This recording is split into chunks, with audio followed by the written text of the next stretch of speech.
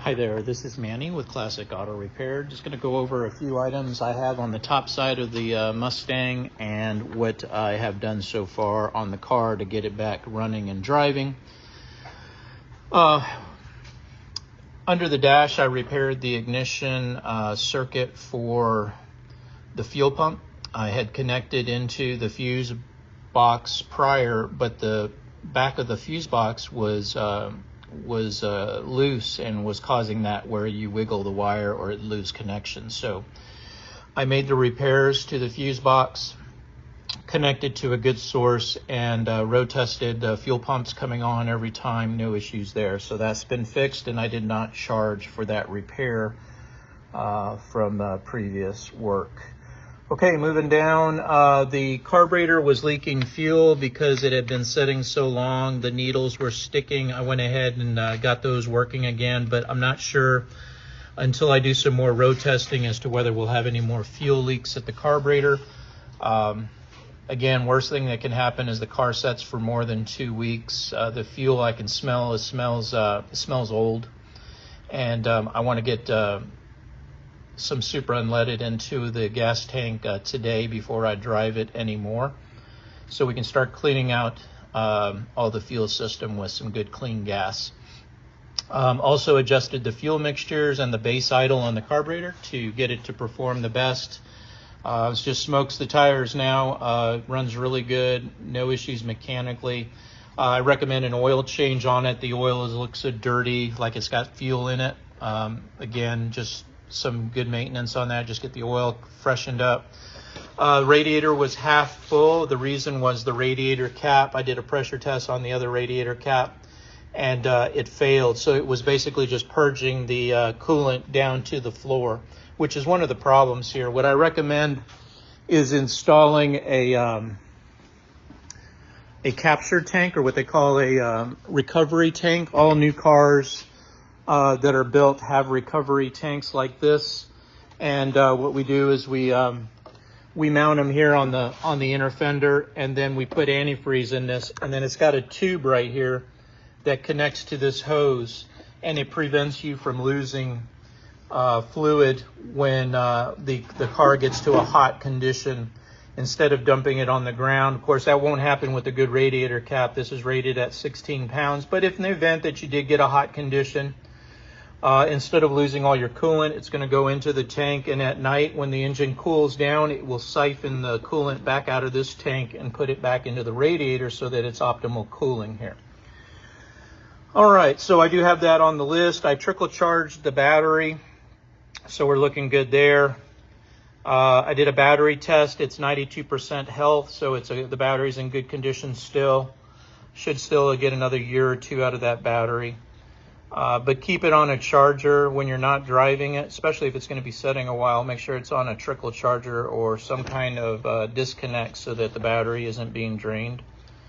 Let's see.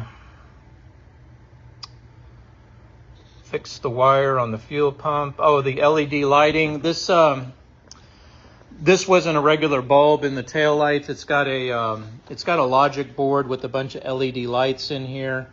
What I did was I removed it, checked the grounds on the housing. Everything looks good there. The wires just felt a little like they weren't tight on the back of the logic board. I kind of rerouted them, and I tightened the screw on the logic board. But this is not something that I can service or warranty here at the shop, so I just did this just to take it apart. And I also installed new screws. It was missing screws to keep that seal and keep those computer parts away from moisture. It's working good. We got tail lights, brake lights, turn signals, all working out of this, both lights back here in the back. Let's see. I can't say that will stay working, but for now I do have it functioning, and I just, like I said, that I can't warranty it, but at least you know that it is working right now. If you ever go back to the regular bulbs, we can put some new sockets in there or something if that's a problem. I have an hour for detail wax the car if you want us to wash it, clean it, clean under the hood, clean the interior, vacuum it out, put some UV protectant on everything, scrub the tires, get those white leather tires sparkling again. Let me know. and we'll have my guys here do a really good detail on it, just kind of clean it back up. If you would like us to do that, let me know. That's 1 hour at $190 for that service. We talked about the radiator and the situation there. Also have the recommendation for the coolant capture. Recommend oil service. We'll go ahead and lubricate all those things that were in the other video about the suspension needing to be greased. Checked all the belts, hoses, ignition, distributor, wires, all look good. Lighting circuits, I mentioned what faults. The left-hand rear tail light, brake light, turn signal was dimmed out. It wasn't getting a good ground, I don't think. And by me getting up in there, it restored the ground, but I just can't warranty it. Road test number 1, I went on here just about an hour ago and did some tuning on the carburetor to get it performing. Mentioned earlier that the master cylinder was half full. That's because of that right-hand rear brake wheel cylinder is leaking. So the fix on that is to put a new wheel cylinder on it, new brake shoes, get everything bled out, get all the air out of the lines, and you should be back in good shape again. I think the master cylinder is fine because it stops really okay. It's just kind of spongy because that right rear brake is probably got brake fluid all over the shoes, which causes a weird sensation when you step on it. All right, so that's kind of what I have right now on the list. And like I said, I can do some more road testing once I get some fuel in it and kind of see what you want to get worked on this visit, and I will take care of it. Thanks for watching. This is Manny with Classic Auto Repair.